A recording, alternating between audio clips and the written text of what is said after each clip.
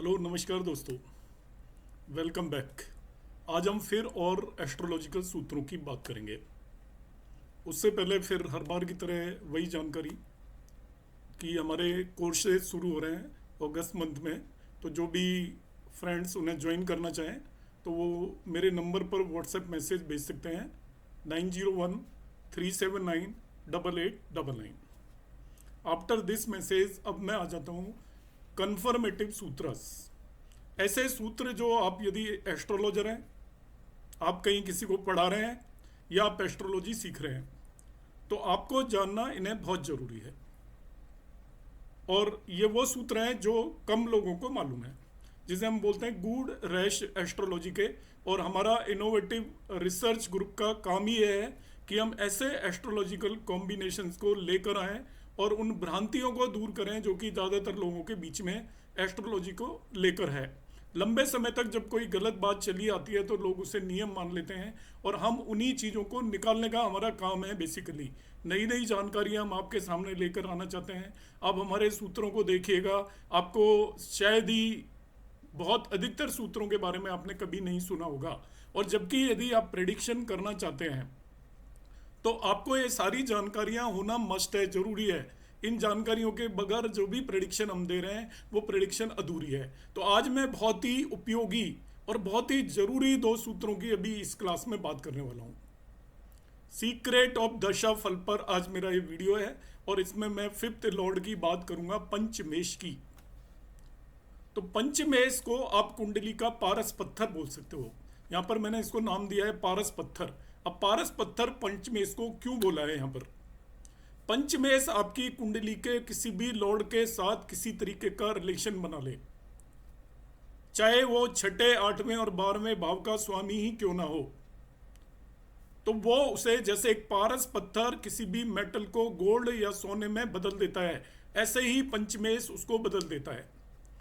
आपने सुना होगा कि जनरली छठे, आठवें और 12वें भाव के स्वामी दो स्थानों के स्वामी, जिसे त्रिक स्थान भी बोलते हैं, वो एक भाव को और ग्रह को एफ्लिक्ट कर देते हैं, पीड़ित कर देते हैं, जिसके भी साथ जाकर वो बैठते हैं। छठे, आठवें और 12वें भाव के स्वामी कुंडली के जिन भावों में भी जाते हैं उन भावों में कमी ले आते हैं। ये पाराशरी सूत्र है और इसमें कोई गलत बात नहीं है।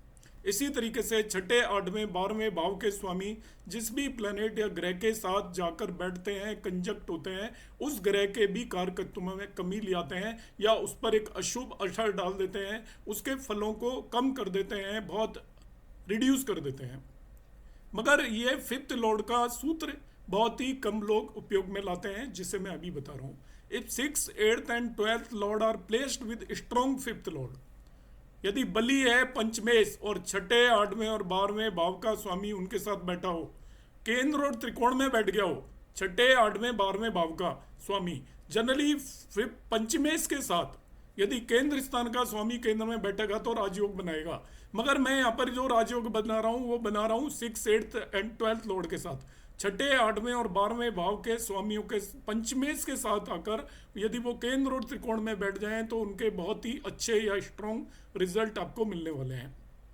यदि वो मेलिफिक हाउसेज में भी बैठ जाएं, 6, 8, 12 में भी पंचमेश के साथ युति करके बैठ जाएं, तो वो 6, 8, 12 में जब 6, 8, 12 के स्वामी बैठेंगे तो वो विपरीत राजयोग बना रहे होंगे, और यदि पंचमेश के साथ बैठे हैं तो भी वो शुभ फल देंगे। तो ये नया सूत्र है बिल्कुल कि पंचमेश के साथ यदि 6 से 12th लॉर्ड जहां कहीं भी जाकर बैठ जाएं, यदि केंद्र और त्रिकोण में जाकर बैठेंगे तो वो अति शुभ फल देंगे, और यदि वो 6, 8, 12 अशुभ स्थानों में जाकर बैठ जाते हैं तभी भी उनके रिजल्ट अच्छे मिलने वाले हैं। इसलिए पंचमेश को यहाँ पर पारस पत्थर का नाम दिया गया है। जिसके साथ कंजक्ट होगा उसको उसके गुणों में 1000 गुना बढ़ोतरी कर देता है। इसको मैं प्रैक्टिकली यहाँ पर एग्जाम्पल लेकर चलता हूँ। ये मैंने एक कुंडली बनाई हुई है, ये किसी भी एक महान व्यक्ति की कुंडली है। मैं नेम डिस्क्लोज नहीं कर रहा हूँ, जैसे मैं नेम डिस्क्लोज करूंगा 10 तरीके के क्वेश्चन आएंगे कि आपको डेट ऑफ बर्थ कहाँ से मिली, ये चीज़ कहाँ से मिली, तो हम उस डिस्प्यूट में पढ़ना नहीं चाहते। हमारा काम है आपके पास इन्फॉर्मेशन पास ऑन करना, आपका काम है उसे आप वेरीफाई करें। यदि आपको उसके अंदर कुछ कमी लगती है तो हमें बताएं, हम उस पर और काम करेंगे।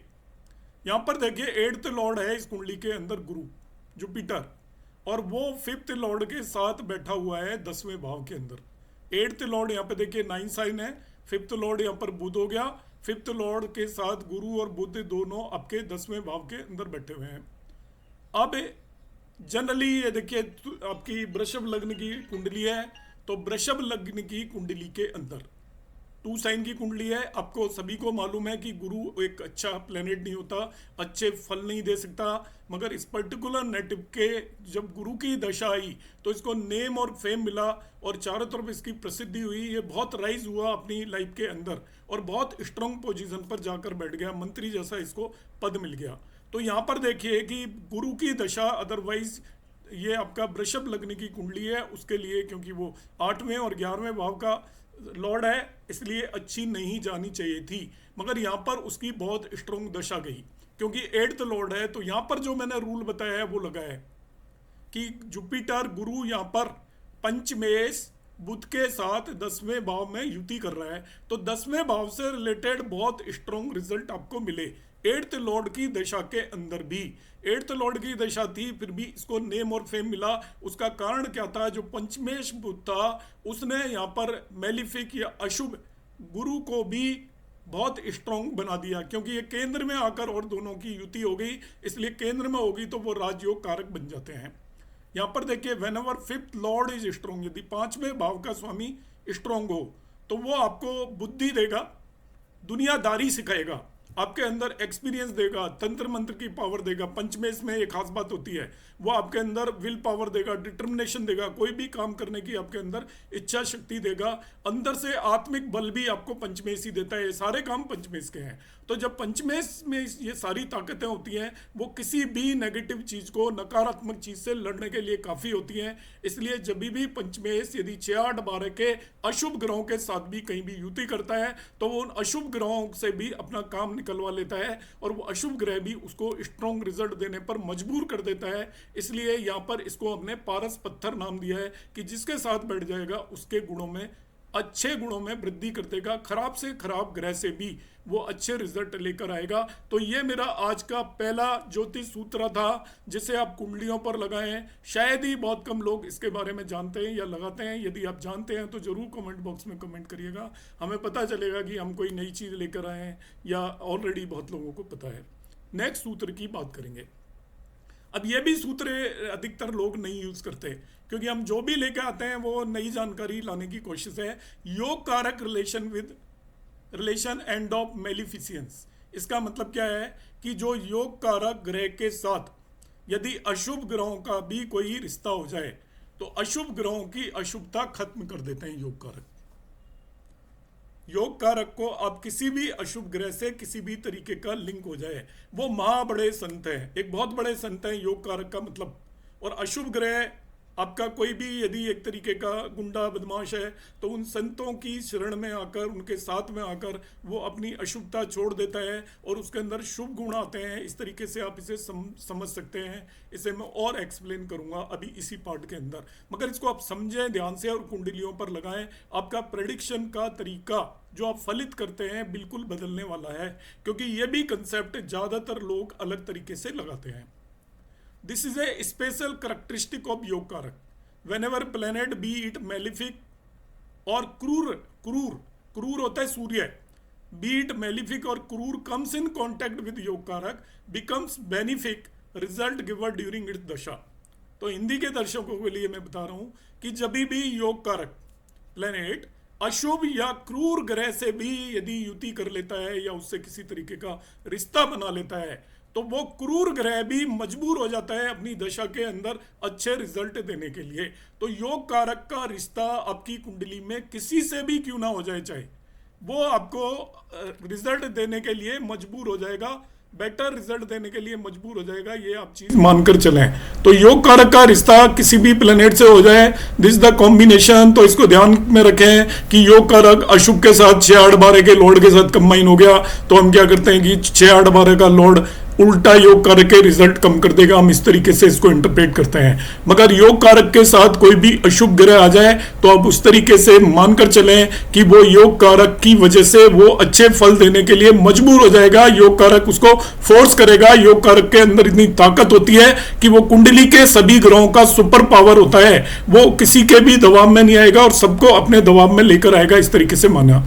Malefic 6, 8 and 12th Lord can not afflict योग कारक।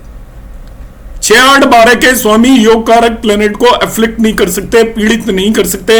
यदि कुछ करेंगे तो ज्यादा से ज्यादा उसके रिजल्टों में थोड़ी कमी आती है, मगर होता बेसिकली उल्टा है कि योग कारक उन्हें अच्छे रिजल्ट देने के लिए फोर्स करेगा, जबरदस्ती करेगा कि वो अच्छे रिजल्ट दें।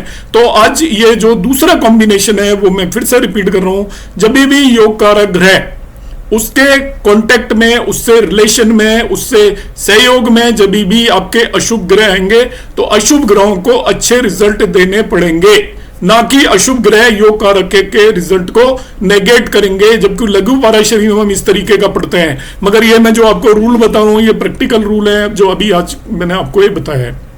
इसको एक एग्जाम्पल से मैंने यहां पर समझाने की कोशिश की है। कोरिएंडर या धनिया जो आपका मसाला होता है, स्पाइस होता है, हम डोमेस्टिक स्पाइसेस में इन्हें यूज करते हैं। ये इसकी सबसे डोमिनेट फ्रेग्रेंस होती है, सबसे ज्यादा इसकी खुशबू होती है, इसका असर होता है।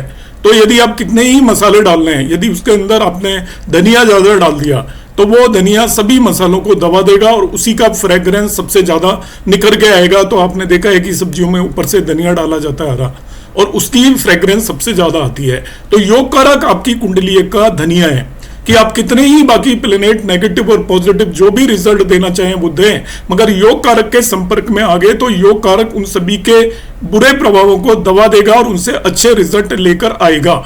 तो this is the second one combination. यहां पर मैंने एक कुंडली ली हुई है, तुला लग्न की कुंडली है ये।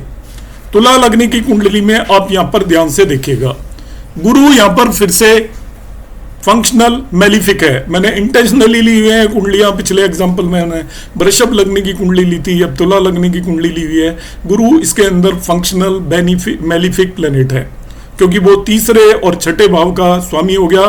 तो एज पर लघु पाराशरी वो अशुभ ग्रह आ गया फंक्शनल। मगर गुरु की दशा इस आदमी के लिए एक्सीलेंट थी, जैसा मैंने पिछले एग्जांपल में दिया। जैसे गुरु की दशा हुई, ये पर्सन चीफ मिनिस्टर बने, चीफ मिनिस्टर पहली बार एमपी बने, मेंबर ऑफ पार्लियामेंट, फिर एमपी से फर्स्ट टाइम में इन्हें कैबिनेट मिनिस्टर की पोस्ट मिली, और ये गुरु की दशा थी। जबकि गुरु की दशा के लिए हम यहाँ पे कहेंगे ये तीसरे और छठे भाव की दशा है, तो ये इलेक्शन में तो विन कर सकते हैं छठे भाव की दशा में, मगर इतना राइज तीसरे और छठे भाव की दशा नहीं कर सकती। रीजन क्या है उसको समझे आप। इसको योग कारक शनि एस्पेक्ट कर रहे हैं। इस कुंडली के लिए शनि योग कारक है, चौथे और पांचवें भाव का स्वामी है, और उच्च का होकर लग्न में बैठा हुआ है। अब उच्च का लग्न में होकर तीसरी दृष्टि से गुरु को देख रहा है, तो योग कारक सैटर्न इसको देख रहा है। इसलिए आपका योग कारक ने इस जुपिटर को, जिस कुंडली के लिए अशुभ था, अच्छे रिजल्ट देने के लिए कंपेल कर दिया। और भी इसमें हालांकि गुरु पर और पॉजिटिव एस्पेक्ट है, यहां पर हम देखते हैं ध्यान से इस कुंडली को। तो जो आपका चंद्र लग्न का जो लॉर्ड है, चंद्रमा का जो लॉर्ड है मंगल, चंद्रमा वन साइन में उसका लॉर्ड मंगल है, वो भी इसको एस्पेक्ट कर रहा है। तो चंद्र लग्न का स्वामी भी इसे एस्पेक्ट कर रहा है। फर्दर इससे त्रिकोण के अंदर सारे मेन प्लेनेट आकर बैठ गए हैं। इस प्लेनेट से गुरु से त्रिकोण में यदि देखोगे 1 2 3 4 5, त्रिकोण मतलब पांचवा भाव, पांचवा नवा। तो पांचवें भाव में इसमें आप ध्यान से देखो तो सूर्य बैठा है जो कि लाभेश है इस कुंडली के लिए, बुध बैठा है जो कि भाग्येश है इस कुंडली के लिए, और लग्नेश भी आकर बैठ गया है इस कुंडली के लिए। तो सारे शुभ ग्रह यहाँ से गुरु से त्रिकोण स्थान में है। जब भी किसी ग्रह की दशा चल रही होती है तो उसके त्रिकोण स्थानों के अंदर यदि शुभ ग्रह बैठे हों तो उसको अच्छे रिजल्ट देने पड़ते हैं। तो यहाँ पर ये मैं इसमें दूसरा सूत्र भी बता रहा हूँ, किसी भी ग्रह की दशा चल रही हो उससे त्रिकोण स्थानों में यदि शुभ ग्रह बैठे हों तो भी वो उसको अच्छे रिजल्ट देने पड़ेंगे, कंपेल होना पड़ेगा रिजल्ट देने के लिए। तो यहाँ पर ये मैंने एक्सेप्शंस आज की क्लास में आपको बताएं, आप अपनी कुंडलियों पर लगाएं। आपको मेरा वीडियो कैसा लगा कमेंट बॉक्स में कमेंट करना ना भूलें, कमेंट करने में कंजूसी ना करें। आपने 10 मिनट तक यदि वीडियो देखा है तो 1 सेकंड आप जरूर लगाएं। आपको पसंद आए तो इसको पसंद करें, और चैनल अभी तक सब्सक्राइब नहीं किया है तो आप चैनल को सब्सक्राइब कर लें, क्योंकि हमारे चैनल पर जो जानकारी है आपको वो यूट्यूब चैनल्स पर नहीं मिलने वाली है। नमस्कार, धन्यवाद।